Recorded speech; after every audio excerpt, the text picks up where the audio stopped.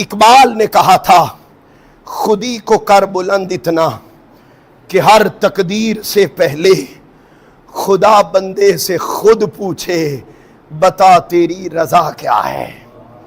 یہ اقبال کا تصور خودی تھا کہ خدا بندے سے پوچھتا ہے، جب وہ اپنی خودی کو مضبوط کر لیتا ہے تو پھر خدا بندے سے پوچھتا ہے کہ بتا تیری رضا کیا ہے۔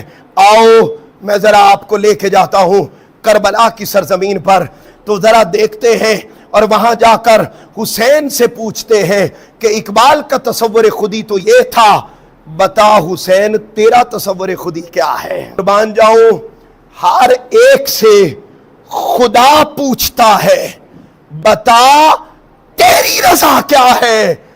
ایک حسین ایسا ہے کہ جب وہ مدینہ چھوڑ رہا تھا، اور مدینہ کیسی جگہ ہے، خدا کی قسم کوئی 5 دن رہ آئے تو جب اس مدینہ کو چھوڑتا ہے تو اس کی آنکھوں سے آنسو تھمتے نہیں ہیں، آنسو برستے ہیں، وہ مدینہ کی جدائی کو برداشت نہیں کر سکتا۔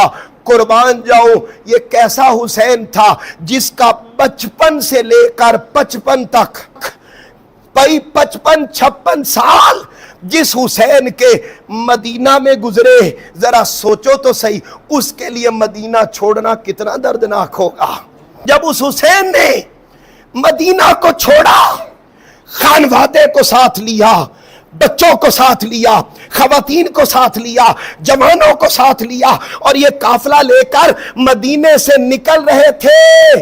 اب میرا جملہ سنیے گا، ہر ایک سے خدا پوچھتا ہے بتا تیری رضا کیا ہے۔